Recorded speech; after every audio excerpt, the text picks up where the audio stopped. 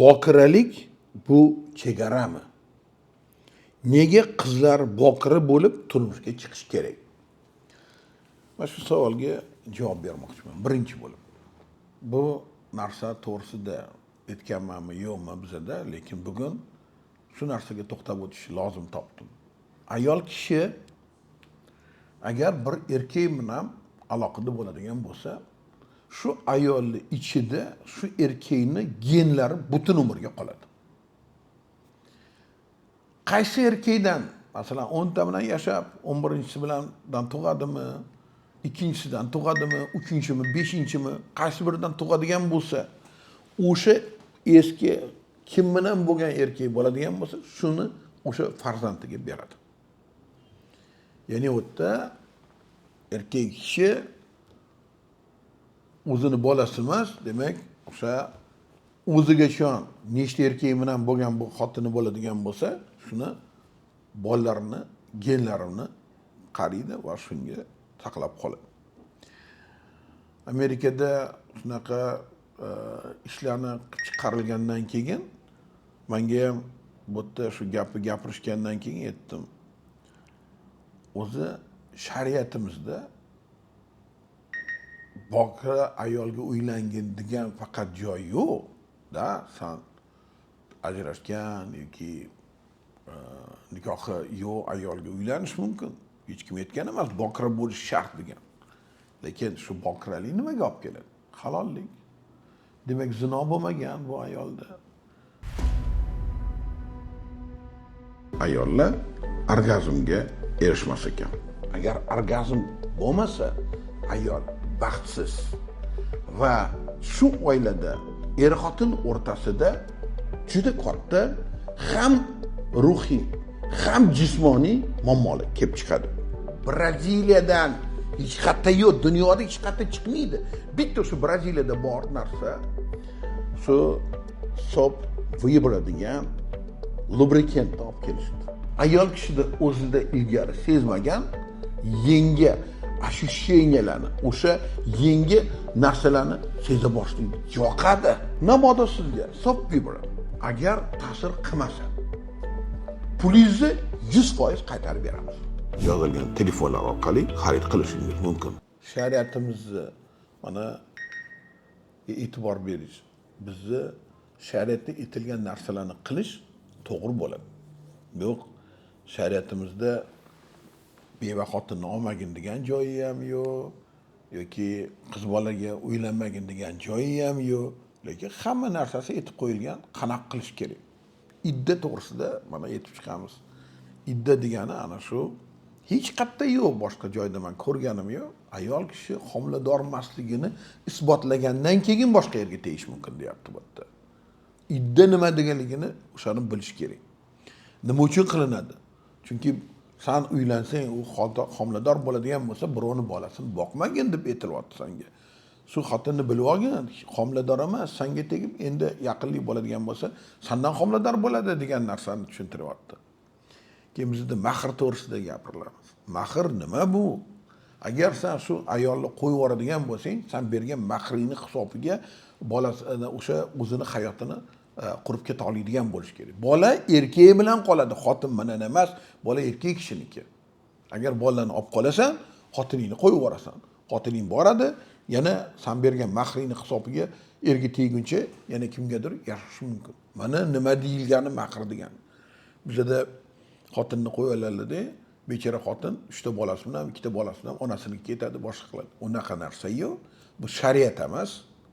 Bola erkak kishiniki. Bu unga mas'uldor. Undan so'raladi. Shuning uchun men aytmoqchi bo'layotgan narsam shuki, bokira qiz, bokira qiz. Bokiralik deganda nima tushuniladi? Yana bitta narsa. Ertaga orqasi bilan yotib yoki miniyat qilib qizligini saqlagan qiz bokira emas. Menda yozib qolishadi. Oke, men bokiramanmi, yo'qmanmi? Ko'rib bering. Ha, nimaga? Menga u yoqqa bo'lmagan-u, endi nafsi aksuvchi bir ko'rsatib qo'ymoqchiman. Lekin mamlaqa narsalar bo'lgan. Endi yerga tevyapman, shuni qarab qo'yish kerak. Balki shu tep qo'yganmikin, yo'qmikin degan narsalar. Boshqa erkakga qarading, unga mehr qo'yding, u bilan o'pishding, quchoqlashding, boshqa bokiralik yo'q o'zi bu yerda. Bokiralik deganda ham shu narsalar tushuniladi. O'zini saqlash, ana o'zini o'sha erga tegishdan oldin o'zini yetib borib, shu ko'z ochib ko'rgani bilan yashab ketish eng yaxshi narsa. Agarda ko'z ochib ko'rgani bilan yashab ketadigan bo'lsa, 100% uni hayoti yaxshi bo'ladi, chiroyli bo'ladi. O'sha bitta er bilan o'tadi, u er ham birinchi ayol bo'ladigan bo'lsa, shu bilan o'taveradi. Teskari maslahat so'rashyapti. Ayol erkaklar deydi, yurib keyin kimgadir o'ylanadi deydi. Erkakda ham xuddi shunaqa narsa. Agar sen nikohsiz birov bilan yotgan bo'lsang, sen ham ming xil kasal olasan. Erkaklarda muammosini darrov aytib qo'yilgan. Xudo shundoq qilib qo'ydiki, kasalliklarni chiqarib qo'ydi. Jinsiy hayotdan, jinsiy aloqadan o'tadigan kasalliklar. Shu har xil palapartish yashaydigan ayollar va erkaklar jinsiy o'sha kasalliklarga uchraydi. O'sha jinsiy kasalliklar yuqtiradi, u rivojlantiradi, o'ldiradi. Amerikaga borganda Kolumbi o'sha moryaklari o'sha местный xalq bilan birga bo'lib, o'sha yerdan sifilis olib kelgan. Zofiliya deydi, maymunlar bilan aloqa bo'lganda o'sha spid kasallik kelib chiqqan deyiladi.